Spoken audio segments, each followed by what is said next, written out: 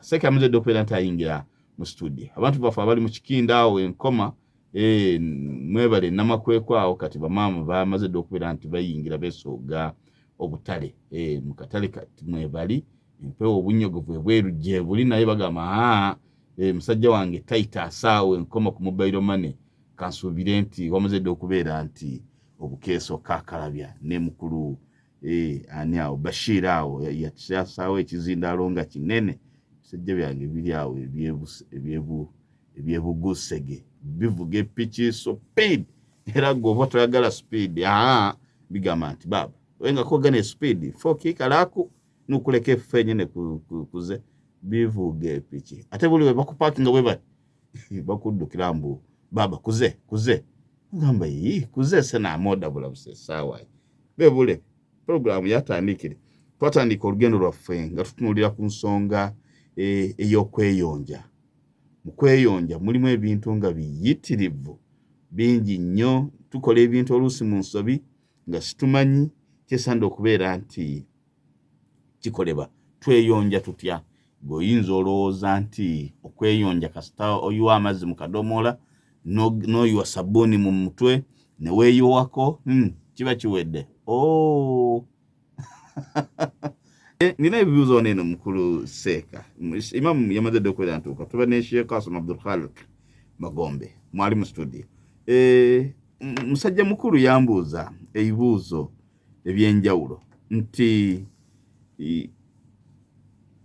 jjajja wange yali anywako kasigala naye mu kunywawo kasigala nga oluusi mubaamu obusigala mu nsawo n'agenda nabo mu masjid nebuuza nti katoyo omuntu anywa sigala n'atambula naye ng'ali mu nsawo ate n'afuna wuzu ye sigala eri oni oba sigala kweri oba sigala ta wuzu.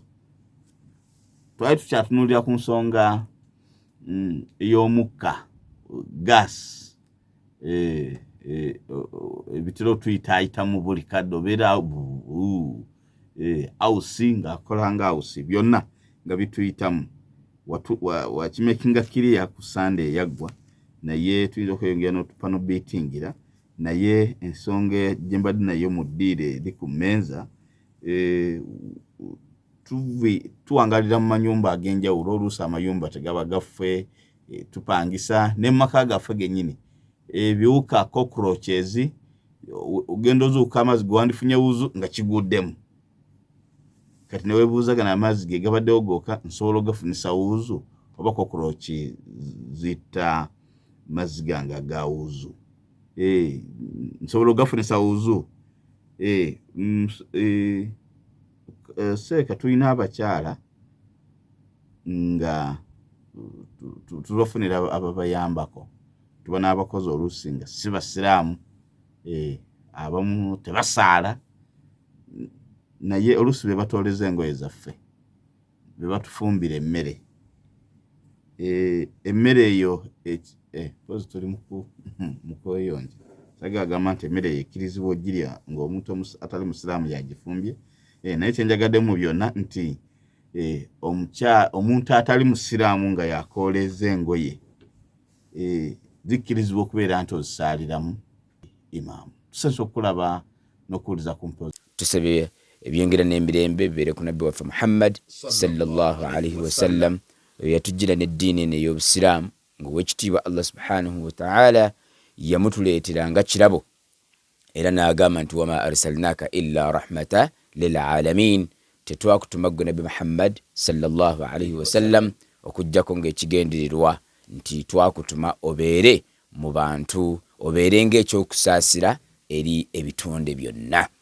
Nabe kityo mukadde wange ampuliriza tulina okutunuulira omubaka Muhammad sallallahu alaihi wasallam ng'ekirabo kyaffe ng'ekyokusaasira ku sayidi yaffe.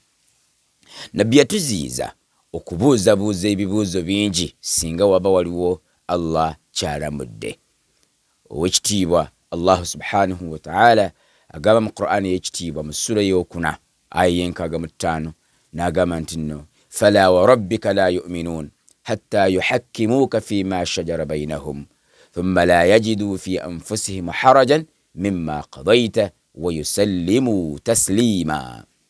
Nti mu butuufu ddala ndayira Allah subhanahu wa ta'ala nti tayinza kubeera mukkiriza, tebayinza kubeera bakkiriza, tayinza kubeera musiraamu agamba nti akkiriza Allah subhanahu wa ta'ala hatta yuhakkimuka, okutuusa we bakulamuzisa gwe Nabi Muhammad sallallahu alayhi wa sallam fima shajara bainahum, ebyo ebiba bibaluse wakati waabwe. Nabakito singa wabeerawo ensonga yonna ebebaluseewo, oba waliwo ensonga gye twagala okwebuuza kuva ku Allah subhanahu wa ta'ala, waliwo ensonga mu community, waliwo ensonga ku bifa ku ddiini, ebifa ku maali, ebifa ku kubeera ntuwangala ne bannaffe mu community, tubibuuze Nabi Muhammad sallallahu alayhi wa sallam. Nabbi bw'amala okwanukula n'alamula, Allah agamba nti bw'aba amaze okulamula abakkiriza beebo abatwala nabbi by'abalamudde, ate la yajidu fi anfusihim harajan mimma qadayta wa yusallimu taslima, tebafunamu nkenyera yonna mu ekyo ky'oba olamudde, ate beweerayo ddala olweweerwa lwannamaddala. Amakulu batwala ebigambo by'omubaka Muhammad sallallahu alayhi wa sallam byonna lumu, wholesomely. Nabyo kityo bakadde bange ebitiibwa, bw'obeera nga owuliriza ng'era otulaba, twagala kukusaba nti beera mwegendereza nnyo kiki nabbi kyagambye tukole, beera mwegendereza nnyo kiki Allah kyagambye tukole. Tukole ekyo. Omuze gwe tulina nga omusiraamu tusooka kukola, oluvannyuma ne tubuuza nti seeka obusiraamu kino bakyogerako ki, naye ng'ekyandibadde ekirungi twandibadde tusooka kubuuza, tusooke tusome Mungu agamba ki, nabbi agamba ki, tulyoke tukole. Olw'ensonga akakwakkulizo ak'emirimu okubeera nti gikkirizibwa kwe kubeera nti tutegedde waliwo yirimu. N'essola yennyini ng'onaasaala mu bumu ku bukwakkulizo omukaaga obutuusisa essola mulimu akalombolombo ak'okubeera nti omuntu amanyi alina yirimu ekwatagana ku ssola gy'agenda okusaala. Imbudedda owasigala nze nkola ntya aba nesigala mu nsawo nengenda mu kusaala natambula naye amalako wuzu abyonoona. Naye Amiri, sikutegeera butegeezi. Owagira sigala oba oyagala kusomesa sigala nga bw'ali omulungi ku mpewo? Sinnakufuna. Kiringa bw'osobola okujja n'ogamba nti omukyala eyeetunda omwenzi bw'amala okwenda wali ayinza okujjawo n'asaala fajiri n'amala n'addayo n'akola obwenzi bwe. Nga simanyi. Ebibuuzo abakubuuzanga lwaki tobategeeza nti ebibuuzo tebigenda ku mpewo? Nedda. Teri kitabuuzo kitagenda ku mpewo. Kati sigala lwaki tabuuziza nti mmere n'abuuza nti sigala? Ow'emmere yabuuza ku lulwe. Okay. Naam. Bismillah ar-Rahman ar-Rahim wa salatu wa salamu ala rasulillah sallallahu alayhi wa sallam wa ba'd. Ekibuuzo nti omuntu bw'abeera ne sigala ng'amusitudde mu nsawo, oba ali naye mu bbaaga, oba atambudde naye n'ayingira naye mu muzigiti, kyonoona essola oba kyonoona wuzuye? Kati ekituufu kiri nti brother Amir, nti sigala ye nga sigala okumunywa, onfuna bulungi, ye sigala ye ali haramu. Sigala ali haramu nga kigambo kiri haramu bwe kiri. Haramu kitegeeza ekintu ekitakkirizibwa. Mbaka sallallahu alayhi wa sallam yagamba nti mu busiraamu buno bw'olaba mu ddiini muno, alharamu bayyin walhalalu bayyin, alhalalu bayyin walharamu bayyin. Nti halali ebintu Allah byakkiriza bitegerekeka, ate ne Allah ebintu byeyagaana naye bitegerekeka. Wa bainahuma umurun mushtabahat, naye wakati wa haram ne halal waliwo ebintu ebitategerekeka. Onfuna bulungi? Nabakito sigala ye ali haram okusinziira ku bamanyi. Lwaki ali haram? Ali haram olw'okuba nti akosa omubiri gw'omuntu. Ekisooka, ayonoona olususu lw'omuntu, ayonoona obulamu bwe in terms of health. Ate akosa ensimbi olw'ensonga nti osigala ogula empewo, ogula omukka, osobole okubeera nga ogukola ki, ogusika, gwonoona amawuggwe, amannyo nago goonooneke. In the long run tulira kye bayita effect. Mu long run omuntu anywa sigala, eyatandika okunywa sigala nga gwe muze gwe, olina sayini z'omulabako. Afuuka addictive. Eddiini ye yonooneka singa aba anywedde sigala. Buli kaseera aba awunya, akamwa kaba kamuwunya kubanga aba awunya sigala. Empewo eyo teyeetaagisa munno akuliraanye. Ekosa ye kennyini okunywa sigala kukosa ye, ate ne kukosa n'omuntu amuwuliriza, n'omuntu amuli okumpi. Ono passive smoker ate akosebwa nnyo okusinga. Abantu bangi nnyo tulina examples nnyingi abantu abafudde nga bafudde lwakunywa ki, lwakunywa sigala. Nabikyo sigala ali haramu, takkirizibwa kunywebwa. Ne Allah subhanahu wa ta'ala mu Qur'an agamba nti abaayi mmwe temwetta wala tulqu bi aidikum ila tahluka, temwesuula mu kuzikirira nga mukozesa emikono gyammwe. Ogenda n'okola ensimbi ng'ozikoze okozesa emikono gyo, oba oli wa poota, oba oli mu dduuka, oba oli muvuzi wa piki, oba oli muvuzi wa mmotoka, naye n'okozesa emikono. Ne bakuwa essente n'oziteeka mu ngalo, n'ozikwata n'ogula sigala ng'okozesa essente zo zennyini, oluvannyuma n'onywa sigala ng'okozesa omukono, sigala oyo n'akukosa. Allah agamba temukozesa mikono gyammwe okwekosa.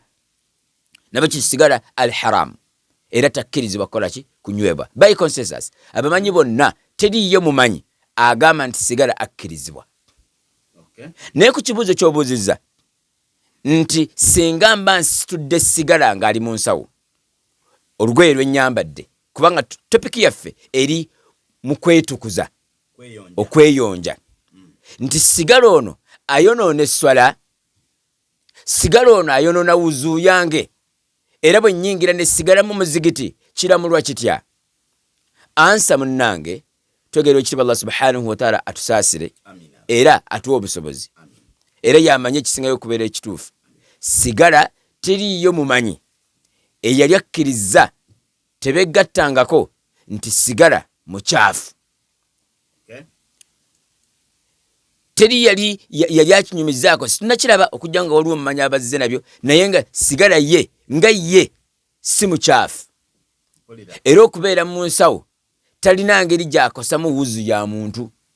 Kati omuntu bw'abeera ng'asambajjizza ekyokubeera nti sigala haramu tanywebwa, nga ayonoona obulamu bw'omuntu, naye ye n'aba nti amusitula busituzi n'amuteeka mu nsawo, oba n'atambula naye ng'ali mu briefcase, oba n'atambula naye ng'ali mu box, n'ayingira naye mu muzigiti, sigala ali spiritually unclean. Okubeera nti si muyonjo mulungi mutukuvu, kiri spiritual, kintu kya munda, kya mutima, kya birowoozo, nti sigala mukyamu era si muyonjo, naye nga talina physical impurity. Si mukyafu akwatibwako nti omuntu bw'akwata ku sigala bw'ati ng'ola akyafuwala. Era akutte sigala n'amuteeka mu nsawo, oba yanywereddeko n'amuteeka mu kanzu, oba n'amwerabiramu, oba n'abeera naye mu box, n'ayingira naye mu muzigiti, takyafuwaza muzigiti, ate tamukyafuwaza, ate naye takyafuwala. Era bw'abanga abadde asadde ng'ali naye tayonoona sola nti agiddemu. Wallahu a'lam, era Allah yasinga okumanya kituufu. Sibitegedde ali haramu sigala nati tamalako wuzu. Takumalako wuzu era essola tefa. Yande nikuwunya sigala ne bw'oba owunya, okuwunya kwokwo tekulina ngeri gye kukosa mu ngoye, tekulina ngeri gye kusobola kukosa mu mubiri, ate tekukosa kifo kyogenda kusaaliramu. Sokolindeko nati nga nabeere wemba ndi mpise ku lujja n'eninnye embizi we yalinnye, wuzu yange sigala nkyagina wemana gifunye nga wajjemu ebigere n'olinya ku mbizi oba n'olinya embizi we yalinnye nga ntambula nempita mu lujja mwe balundira embizi naam neninnyalinyawo nentambula neŋŋane ng'oli mu ngatto oli wansi ndi mu ngatto ndi wansi ndi mu siripa kakati bw'obeera nga oli mu ngatto oba oli mu sapatu nga weekuuma kugamba bw'obeera nga ogenda kusaala tukukubiriza okuba nti weekuuma nnyo nga weeyonjezza obuteekyafuwaza ne bw'olinnyalinnya mu mpita mbi ne bw'olinnya mu mazzi naye nga tegatuuse ku mubiri gwo osigala oli muyonjo ekiba ekikyafu kyekiri ekiba kirinnyeemu engatto yokka yebeera enkyafu sapatu yabeera omukyafu naye gwe kennyini obeera muki obeera muyonjo tekigaana ne bw'olinnya ku mbizi yennyini ne bw'olinnya ku mbizi yennyini okulya embizi kyekiri haramu embizi yennyini eri haramu n'okugirya kiri haramu ennyama yayo eri haramu naye tekitegeeza nti embizi yo ng'ekitonde kati olina okukikosa kubanga kiri haramu tokkirizibwa kukuba mbizi kugitta kubanga eri haramu nedda era bw'ogisanga nga efunye obuzibu okugitaasa oba otaasa kisolo kimu ku bitonde bya Allah subhanahu wa ta'ala oyinza n'ogikwatako n'ogisimbuluza singa eba egenda kufa ng'ebadde ku ttale nga we bagisibye naam amaka agalimu embizi singa gaba galimu embizi naye nga waliwo we babeera ng'ate wakalu osaalirawo kubanga nabbi yagamba sallallahu alaihi wasallam edduniya yonna ensi yonna Allah yagimufuulira nga ntukuvu tekiba kikugaana kusaalira mu nnyumba omuli embizi olugendo lwe twatandika twaga kwetukuza kweyonja tukyali mu kunaaba mu nsonga ey'okunaaba mubamu ebintu nga biyitirivu kyova olaba ebibuuzo ebyo tubibuuza era mbibuuza njagala ntegeere bwenkyala maka ag'abatali basiraamu maka ag'omuntu ayina embizi oli agenda awantu n'atayagala kusaala nti we nabadde nga sobola asaalirawo neseka tukweyanziza Allah yakutuwanga kirabo saba Allah abeere nti akutuwangaliza amazzi gemba nteresaawo negagwamu cockroach nsobola okugakozesa cockroach kiwuka bismillah wassalatu wassalamu ala rasulillah sallallahu alaihi wasallam cockroach kyakkirizibwa n'abamanyi nti cockroach etambulira mu bifo ebikyafu naddala mu ttooyi era abanoonya cockroach omwaka bwe gubeera nga gwakola ku cockroach waliwo nireebu webuuza ekibuuzo nga baagala cockroach mu biology bazibaage bazidrawinge bazikole kyebakola kyebaagala kati cockroach ezisinga zibeera mu ttooyi kati zitambulira mu bifo nga bikyafu ezo ziba nkyafu kubanga ziba zitambulira mu kazambi naye zino ezitambulira mu nnyumba ku bisenge ezo teziba nkyafu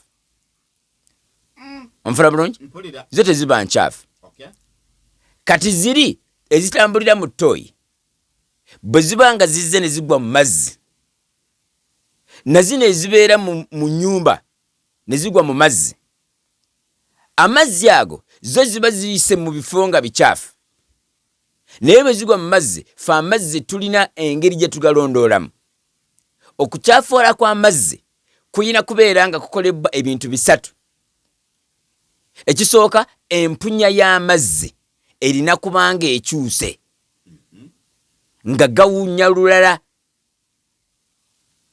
empooma y'amazzi erina kubanga ekyuse nga bw'oganywako gaba gakyusizza empooma endabika y'amazzi erina kubanga ekyuse ebyo bye bintu ebisatu ebyonoona amazzi naye cockroach bw'eyingira mu mazzi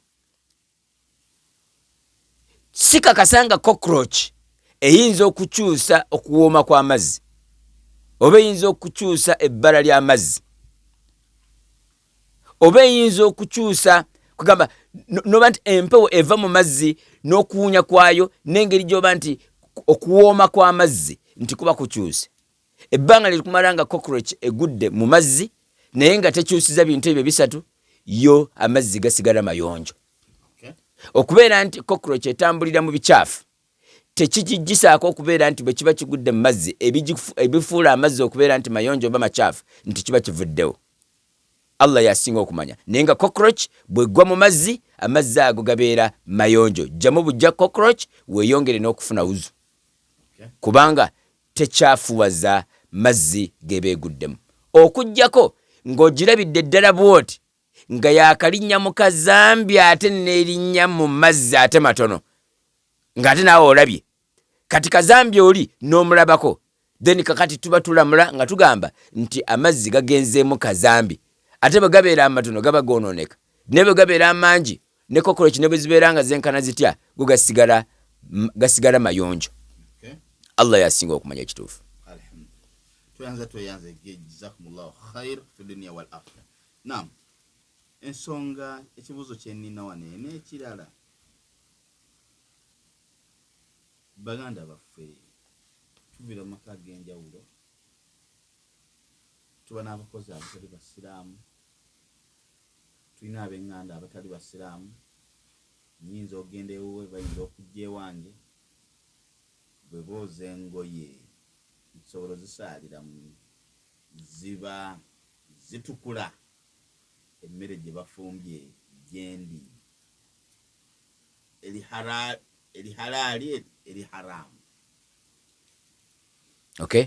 Bismillah wassalatu wassalamu ala rasulillah sallallahu alaihi wasallam. Ekibuzo kya buvunaanyizibwa nnyo naye ate kiri practical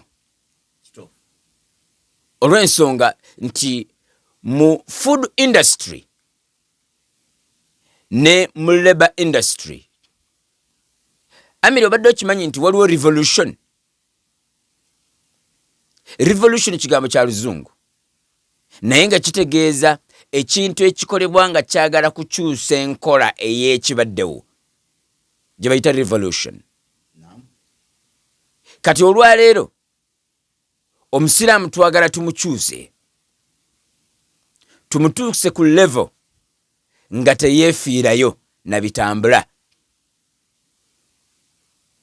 Brother Amir, njagala obuuze qadhi bw'ali bazze ku mpewo, obuuze Dr. Kabali nti nyegenyege ekigendererwa kyayo kiki? Era nyegenyege okujja mu Saudi Arabia background evuddewa. Lwaki tutunuulidde ebintu nti nabyo tulina reference nti buli abakola ebintu nga bali nga beeru bibeera bituufu? Ekyo kibuuzo njagala okibuuze biidhnillahi taala ate onzirize answer insha Allah taala.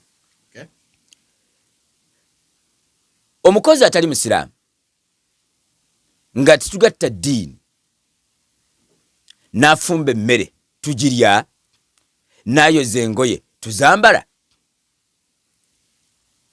ekituufu kiri nti omuntu bw'abeera nga si musiraamu, bw'abeera nga omukozi nga si musiraamu, ye kennyini obusiraamu bwamwogerako nti si muyonjo.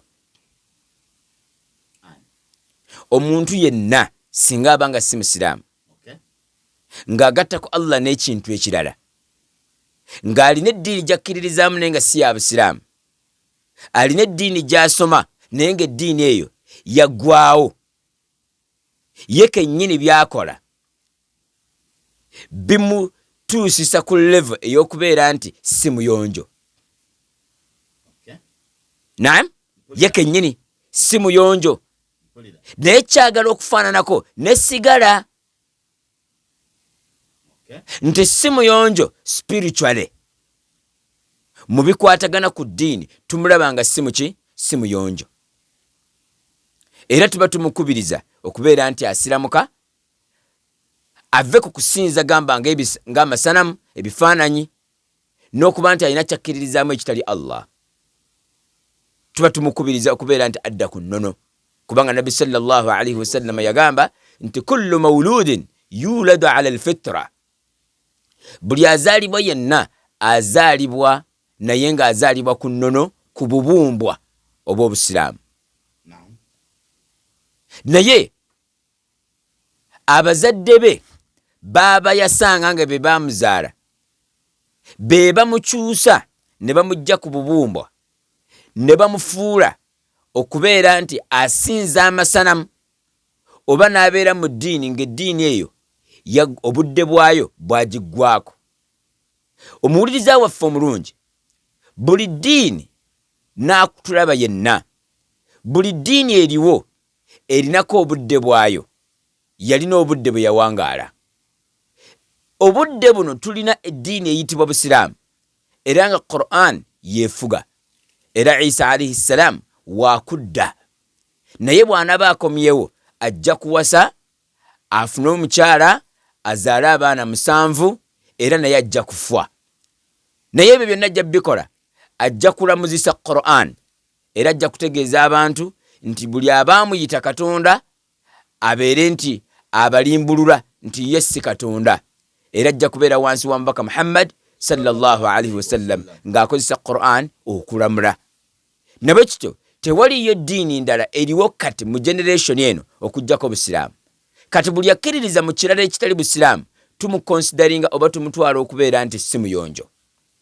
Nabwe kityo omukozi atali Musiraamu abeera si muyonjo, naye so si nti abeera mukyafu ye ng'ekikula, nti bw'abeera nti akutte ku kyokulya nti nayo kibeera kikyafu, nti bw'abanga ayozezza nti engoye zibeera nkyafu. Obujulizi bulaga nti ne basahaba ku mulembe gwa Nabi Muhammad sallallahu alaihi wasallam baalinanga abakozi abatali Basiraamu. Omukozi atali Musiraamu bw'ayoza engoye osobola okuzambala ziba nnyonjo, era bw'afumba emmere ebeera nnyonjo era tugirya. Tosobola kusuula mmere kubanga omukozi agifumbye si Musiraamu. Tuli mu mahoteri mangi tuyingira ne tulya emmere naye ng'abafumbye emmere situbeetegerezza. Eyinza okubeerayo abatali Basiraamu nga bafumbye ki? Bafumbye emmere. Ekyokufumba ekyo kyo emmere tugirya. Okuggyako senga baba ng'afumbye emmere ng'afumbye n'embizzi oba n'aba nti ateese ku byombo oba ku sowaani n'ateekako embizzi, kati tuba tulagira nti ensowaani z'abaakozesezza n'ebyombo by'abaakozesezza tubyoza ne tubitukuza okubijja ku bikyafu by'aba afumbiddemu. Naye nga amma ekikwatagana ku kufumba emmere ng'oli mukozi, olina omukozi atali Musiraamu n'afumba emmere yo gyekoonere girye kubanga ebeera nnamu. Okubeera nti mukozi si Musiraamu tekitegeeza nti emmere gy'afumbye nkyafu, n'engoye z'akwolezza tekitegeeza nti nkyafu. Byonna bibeera biyonjo era birye. Okuggyako kye tukukubiriza nti omukozi ono oba osobola okubeera nti okuba ebituli mu ddiini ye, naam, okuba ebituli mu ddiini ye n'omugamba nti obulokole bw'osoma si bulungi, n'okuba eddiini mu Bukristaayo bw'asoma, tugambye nti ogiraba omubuulirira ebikwatagana ku ddiini ye ng'omuwa n'enjawulo wakati owali eddiini ye n'Obusiraamu, n'okumukubiriza asobole okubeera nti ayingira Obusiraamu ng'okozesa hikma. Allah agamba subhanahu wa ta'ala mu sura ye-16 aya ye-125 nti ud'u ila sabili rabbika bil hikma wal maw'idati al hasana wajadilhum billati hiya ahsan. Nti koola abantu abatali abaddiini ey'Obusiraamu ng'obayingiza mu ddiini ey'Obusiraamu naye ng'okozesa amagezi ag'ekika ekya waggulu, hikma. Ate Allah n'agamba nti waman utiya al hikmata faqad utiya khayran kathira. Omuntu Allah gw'abawadde amagezi aga waggulu, engeri gy'akwatamu ensonga, abaamuwadde ekirabo ky'amaanyi nnyo. Abantu bangi nnyo balina irimu naye okugituusa ku banne waabo abalala bafuna obuzibu. Nabwe kityo bw'obeera ng'olina chance ng'olina omukozi nga si Musiraamu, tugambye nti nno emmere ye girye, teri haramu ate si nkyafu, n'engoye z'abaakwolezza nazo si nkyafu wabula nnyonjo. Wallahu a'lam bis-sawab. Allah yasinga okumanya ekituufu ky'ensonga. Kwasimye. Ndi bibitabo bisigalamu nga 4 kasere nabone kalikuza sek kuba nizi lesikwangu ti underpart underwear nyanagwa underwear yange zinakunga zine obweyo bw'omunda ninjambalire ennaku 3 4 oluusi ne ku 5 naye olunaku olwokusatu wenagenda okweyamba oba okufuka omusulo nafuka naye saayina mazzi naye olwokuba nti ko kabeera munda naye engoye ez'okungulu zontera kukyusa nsobola ogisaaliramu. Bismillah wassalatu wassalamu ala rasulillah sallallahu alaihi wasallam wa ba'd. Omuntu afaanana bw'atyo tukusaba nti akagoye ak'omunda bwe kaba kali mu state eyo ekigenderero ekyokubeera nabwo kukola ekyo kye wakola noweeyamba ate ne kasigana nkali munda naye engoye zino ezisigadde nga ki nga nnyonjo kati bw'otuusa ekiseera eky'esswala kajjeemu ate oyonje bulungi ebifo ebyo ebyekyama oyambale engoye zino ez'okungulu osaale oddemu okambale ate bw'obanga otuusiza ekiseera eky'esswala ate oddemu okajjemu onaabe bulungi ebifo ebyekyama oyambale zino engoye endala osaale omale okaddemu kubanga ko tekalina nsonga ojja kuba wejjeeko akagoye akalimu obukyafu n'osigala mu ngoye ennyonjo. Wallahu a'lam, Allah yasinga okumanya ekituufu.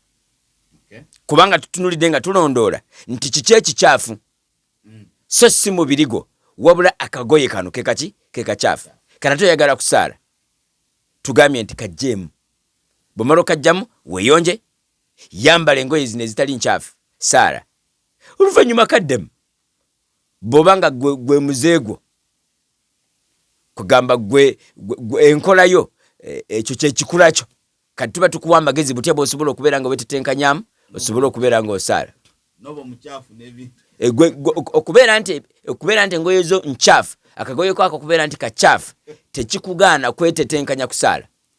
Tewaliyo nsonga egaana omuntu okubeera nti asaala wabula tukuwa obusiraamu bwakuwa dda ebintu bingi na buli wewezingira bakuwa solution. Obusiraamu bwajjanga bwagala kuwa bwangu teriyo muntu alina ensonga emugaana okusinza Allah subhanahu wa ta'ala. Kumukuta gwesiko gwa chena musata katazema FM radio tukyali mu nsonga ya wuzu okweyonja okwetukuza tunaaba tutya enakuzo mwezi nga 25 teweerabira wanabaawo okukola ebigezo ebyaba VIP ebyabakulu gamba nti mature age entry aptitude test jangu kuzamu University in Uganda wewandiisa ofune fomu obere nti wetaba mu lupapula Islamic University in Uganda yemu ku matendekero agaweebwa license okubeera nti gatuuza ekigezo ekyo yakasitoo yita olupapula gwe kiddako kubeera nti okwalifayinga okukola olupapula kosi yonna naye ng'ekikulu mu byonna olina kuba national ID eraga nti ddala kituufu oli mukulu myaka 22 n'okugenda waggulu jangu ku Islamic University in Uganda obeere nti ofuna olupapula olwo tofaayo nti nze saakola kisagendako mu P1 sibeera nko mu P3 yadde P7 jangu n'olupapula lukukkirizisa okubeera nti ofuna ekyo ky'oba oyagadde kwa 25 ogenda okubeera ebigezo kati essaawa eno wandiba na chance ebeera nti oligisalirwa tokwata kalimiko katukole bwe tuti nkomawo.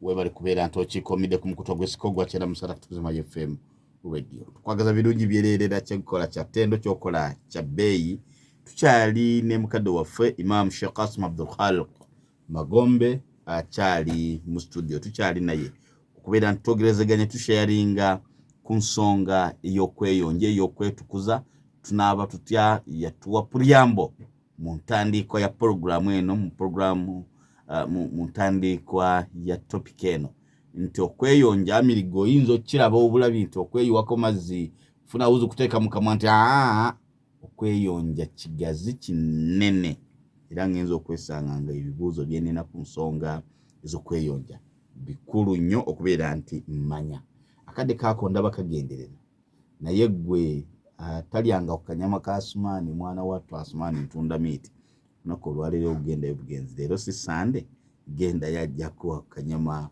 okeerira awo enkoma mu kiyembe genda we Asumaani awo ajja beera nti akolako bulungi nnyo maridadi sana mwabafiiriddwa abaagala bamusaba Allah abeereeta abatusaasirira abantu bafuna emisiibo bafuna ebizibu ebyenjawulo naye omuntu kasita afuna ekizibu eppa atandika okulowooza ku taata gwe yavuma ne maama gwe yavuma zibulayo eddakiika 23 okubeera nti tuva mu studio wano eno naye ebibuuzo nkyalinawo ebiwerera ddala naye olwakadde imaamu nziraamukko bino eno wonookoma wetunatandikira mbadde n'ekibuuzo wetugendedde mu bulango bw'abakama baffe ku nsonga ey'omusulo wemba nfuka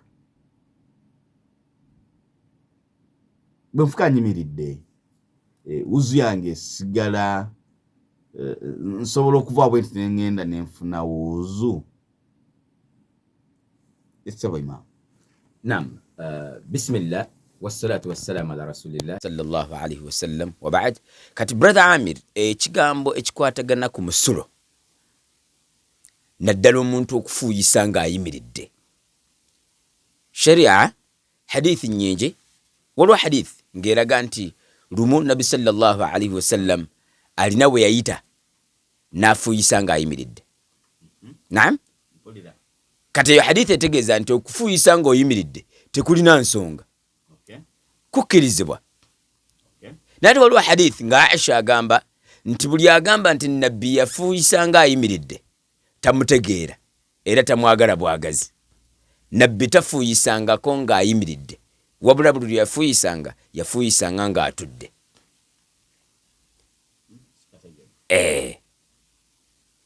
Naam, kakati kitegeeza ki? Kitegeeza nti omuntu okufuuyisa ng'ayimiridde tulina cautions nti bw'obanga ogenda kufuuyisa oba mwegendereza, naye nga ati entuufu eri nti olina kusituula oba ositame ng'ofuuyisa, kyekyandibadde ekirungi. Naye bw'obanga ofuuyisizza ng'oyimiridde tovunaanwa, tekiri haramu.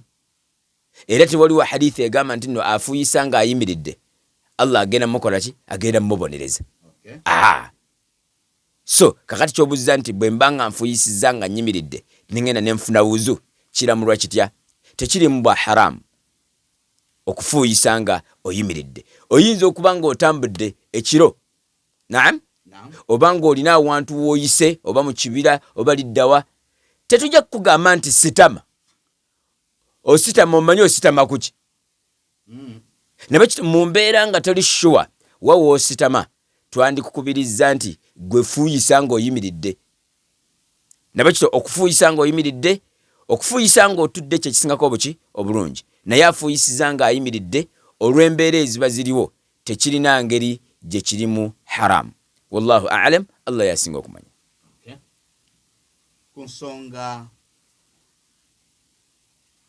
ey'okwamba musajja wange Ramanzani ekaani kwajja gamba kakulu yalabye jaketi yange, ensonga eyo jaketi oba olugoye lwonna olukolebwa mu ddiba ly'embizzi nsobola okulwambala nemba nti nsaaliramu lutukuvu? Bismillah wassalatu wassalamu ala rasulillah sallallahu alaihi wasallam wa ba'd. Kati olugoye oluba lukolebwa oba jaketi ekolebwa naye nga ekolebwa mu ddiba ly'embizzi nga kiri clear nti lino ddiba lya mbizzi, eddiba lyonna ey'ekintu ekiri haramu kimanyibwa bulungi nti ebyafaayo ne aya ziri clear nti Allah subhanahu wa ta'ala atugaana okulya ennyama efudde oba gye basaze nga tebasaze nga bagoberera enkola y'obusiraamu. Naye eddiba lyayo lisobola okuyonjebwa. Ente bw'efa tugijjako eddiba. Bwe basala atali musiraamu bw'asala ente eyo ennyama teba nnyonjo n'eddiba liba caafu naye tusobola okuliyonja. Nabbi sallallahu alaihi wasallam yagamba kitumalira okubeera nti eddiba nga liteekeddwa mu langi ne litukuzibwa ne tulikozesa mu bintu eby'enjawulo. Nabekyo eddiba ly'embizzi nalyo liba jjonjo kubanga embizzi yennyini yeri haramu naye eddiba lyayo bwe tuba tubaza okubeera ntuliyonja lifuuka jjonjo era tusobola oddikola ki tusobola oddikozesa. Era jacket evudde mu ddiba nga bakola mu ddiba ly'embizzi ebeera nnyonjo omusiraamu asobola ogikola ki asobola okujambala kubanga kati yava ku ttuluba ery'ejjake ery'embizzi neetuuka ku ttuluba lyaki erya jacket. Lugoye ngoye nnyingi nnyo zitalondoola bazikoze muki onfuna bulungi ne bwe kyo kikkirizibwa okubeera ntukola ki twambala olugoye olwo. Naye bw'obanga okikakasizza nti mu butuufu eno jacket bagikola mu ddiba ly'embizzi nga naawe era okimanyi obusiraamu bukugamba nti eyeewaze okujambala yasinga obulungi nti kubanga Nabi sallallahu alaihi wasallam yagamba nti man ittaqa shubuhat faqad istabra'a lidinihi wa irdihi. Omuntu atya okubeera mu bintu ebitategeerekeka ajja kubanga akuumye ekitiibwa ky'eddiini ye n'ekitiibwa kye ng'omuntu.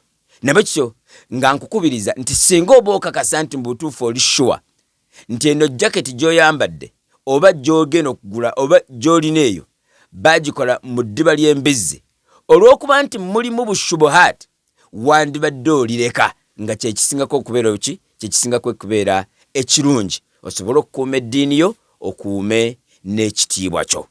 Wallahu a'lam bisawab. Allah yasinga okumanya ekituufu ky'ensonga. Ndi musipidi ya iriri ekibuzo kyansonga era ya musulo omusulo ngugaddinga ntya ne protecting antya musulo gunenomba olwokuba okyogeddeko nnyo ndulabye wali eri waggulu ku nsonga y'obugoye obw'omunda nti bwembanga gwatonnyeko nga sikatukuvu tekatukula mbijjemu ono tugambye nti sinti bwemafuka nakutegereza ngugaddinge.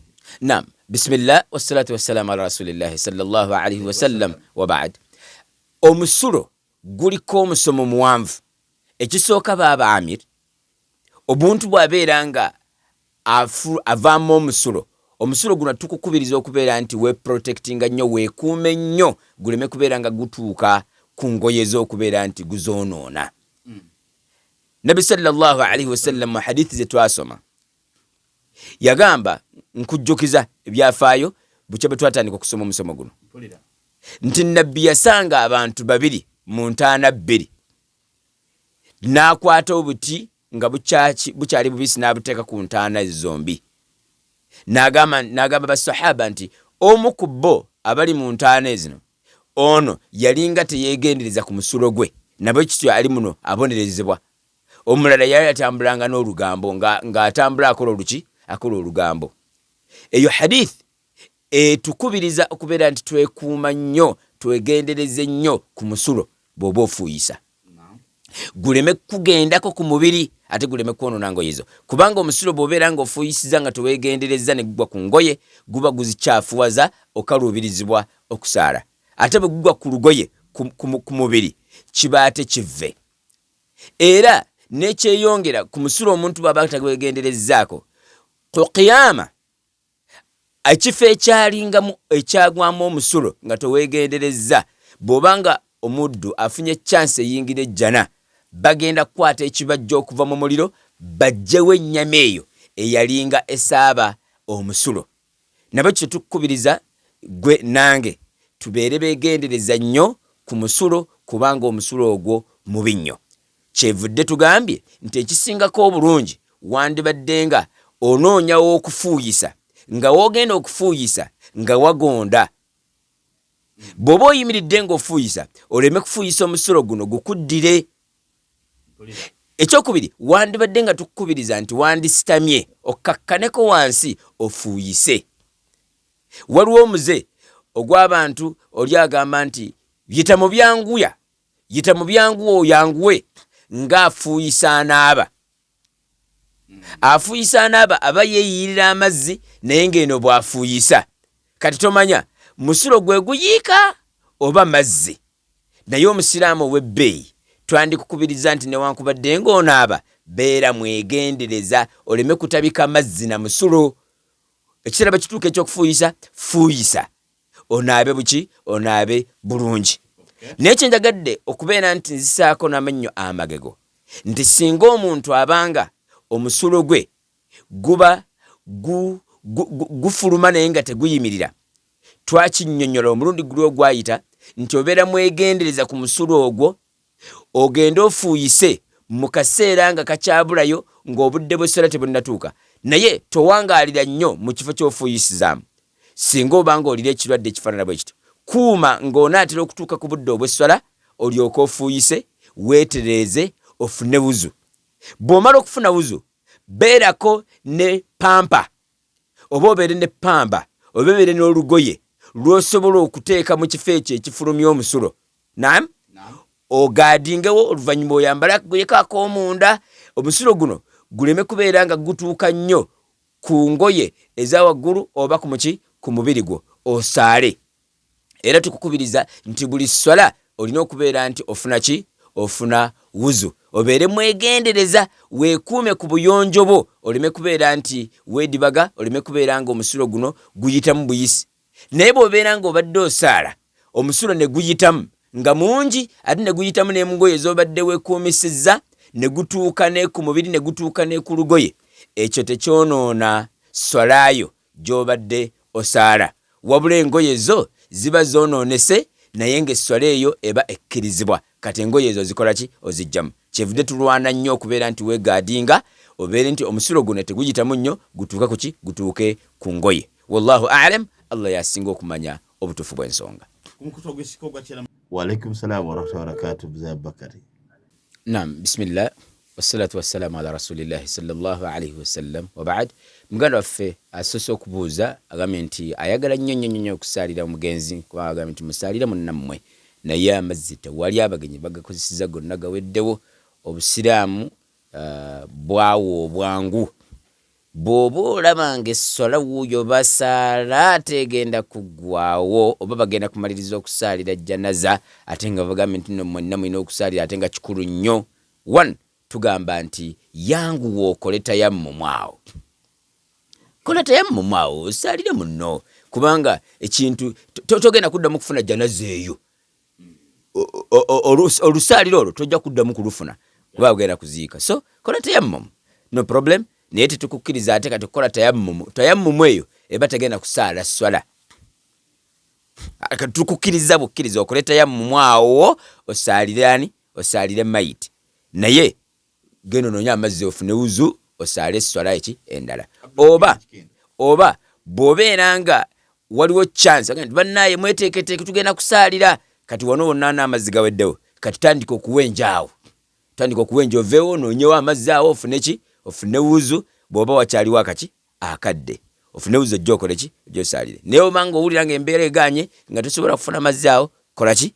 Gwe kola tayammumu. Muganda waffe abuuziza Abdul Hakim nti enkuba etonnye.